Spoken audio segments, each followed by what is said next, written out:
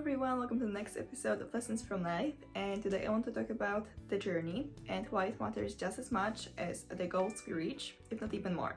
So when we first set goals, our first instinct is usually to focus on the outcome, because naturally we want to reach the outcome because that's why we set goals. But what's even more important is who we become in the process and what we learn. So why is the journey so important? Because if we only focus on the outcome, then our goals usually require consistent work every single day. So if we don't have the enjoyment and appreciation for the process, we will usually get burnt out because we have to do something every single day or do it consistently just for that final goal, which is not coming that quickly. So sometimes that vision, that final goal, is enough to keep us going, but not always. So if we find a balance between just noticing the final goal and enjoying the journey that leads up to it, then I think that's a perfect balance of one and the other that just keeps us going. Something I was thinking about recently before I went to sleep is that we often don't start things because we don't know what the outcome would be. But how ironic that is, because if we don't know, the only way to find out is to persevere and achieve those goals, or just start the journey and see where it leads, instead of just not starting because of the uncertainty. So the next morning I woke up and my first thought was that the fact that you don't know the outcome is the reason why you should keep going. And I wrote it down in my notes app because I believe it was some sort of message. And it makes so much sense. It's very simple, but it's very true. So why do we fixate on the outcome so much if there is so much work that's in between and so many things we can learn in the process? So one of the reasons can be our fear of failure. A lot of us are scared to fail, which is why we don't want to think about all the possible ups and downs that are gonna eventually be in the process. And it's not something we can avoid, but when we initially think about it, it seems very uncomfortable and there are a lot of steps before us. So we have the instinct to say that's too big for us and we can handle that, even though we can and we can learn to deal with those things.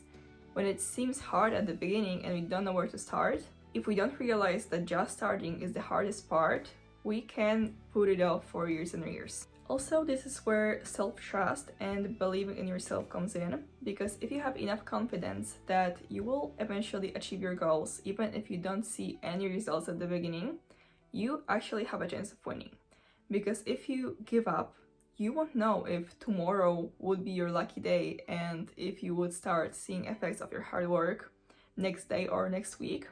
You would just give up and your journey would stop there, instead of just not seeing many results for a while, but then getting that big payoff. When you start doubting yourself and asking all those what if questions, reframe it, use it to your advantage. Ask yourself, what if it actually works out? What if a year from now I have everything I ever wanted? Because if you can imagine a scenario where you fail and it doesn't work out, why wouldn't the opposite scenario be just as likely? What if you just wake up that one day and you have a major breakthrough? Speaking of breakthroughs, think about a cube of ice in a really cold temperature. When the temperature is rising from, let's say, -40 to 0 degrees Celsius, you don't really see a difference because the melting point is 0. But it goes from -40 to -20. It still looks the same, but there are those 20 degrees in between. So what I'm getting at is that it takes a while to see results, but all those small steps in between, they compound and they matter. Because the ice cube doesn't magically melt, because the temperature doesn't magically go from -40 to 0, it goes step by step, even though you can only visually see the effects at the melting point. Same as your goals need time and all those steps to compound before you have a big payoff. So a thing that can help you see the bigger picture is imagine that what you're doing right now is a memory. Imagine yourself a year from now looking back at this moment, reflecting on your routines, your systems, and how do you want your future self to feel?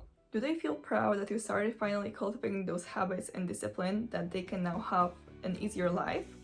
Or are they disappointed that it didn't start and they don't have that year of progress they could have had? Imagine that this is your success story in the building, and it actually is. So reflect on how you want to look back at this moment, what you want to feel, and what can you actually change right now to have those effects and those positive feelings about yourself a year from now. And to make this whole process easier for yourself, redefine success and what it means to you. Because a lot of us focus just on the big things, just on that big reward at the end or the major milestones. But if you learn to celebrate those small wins, you have something to look forward to pretty much every day or every week.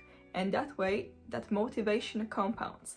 Because a lot of us are waiting for motivation to take action. But actually, if you take action first, you have a payoff, then you will be twice as motivated to do another step and keep going. Because motivation actually comes in after the action and it's a loop. But if you're trying to just wait for the motivation to come in without taking any action first, it's gonna be very unpredictable and it's gonna be really hard and you're gonna waste a lot of time in the process. Your mindset is super important, and one of the most important things is having growth mindset, seeing that you can always improve and your setbacks and failures are opportunities to learn.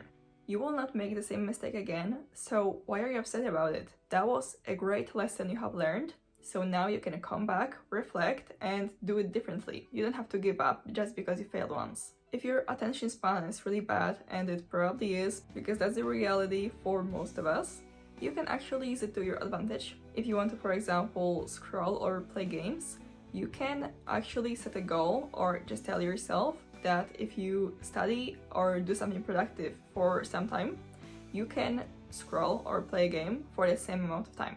So if you want to play for 2 hours, you have to do something and actually work on your goals for those 2 hours. You can just use it as your reward at the end, or you can actually set the same amount of time for one or the other.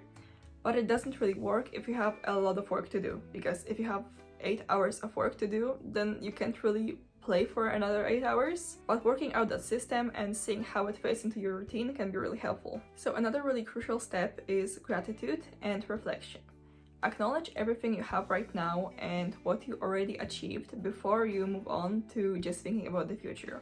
Because that appreciation actually gives you proof that you can do things.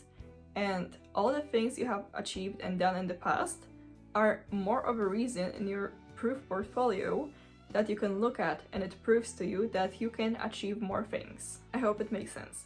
So basically, if you journal or reflect, you give yourself that space to recognize and appreciate yourself for the work you have done. So you are allowed to reinvent yourself as many times as you want. There are so many versions of you in the past and in front of you. You are just one version of yourself, and you will not stay the same for a prolonged amount of time. In this process, every step and every identity you take on is valid and teaches you a lesson. So use your identity and build it in a way that helps you.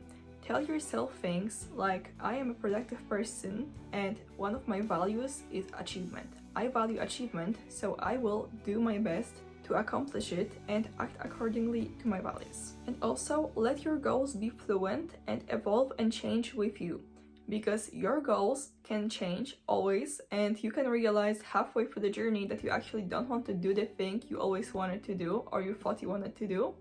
And that's completely fine, because as you grow as a person, your values change, your identity changes, and you are just not the same. So expecting yourself to have this life plan written out and follow through 20 years from now is unrealistic, because you always change and your mindset is fluent as it's supposed to be. Let your intentions evolve with you, and as your mind gets more open to the world and different possibilities, because you don't know everything right now and you don't know what will you want 20 years from now. And remember that you don't have to have it all figured out, because nobody does, and just acknowledge those small accomplishments and all those things that matter to you and make you happy, because not only the big milestones are what matters in life, it's all about the journey and the little things that you have along the way. You got this! Thank you for watching and see you in the next one. Bye!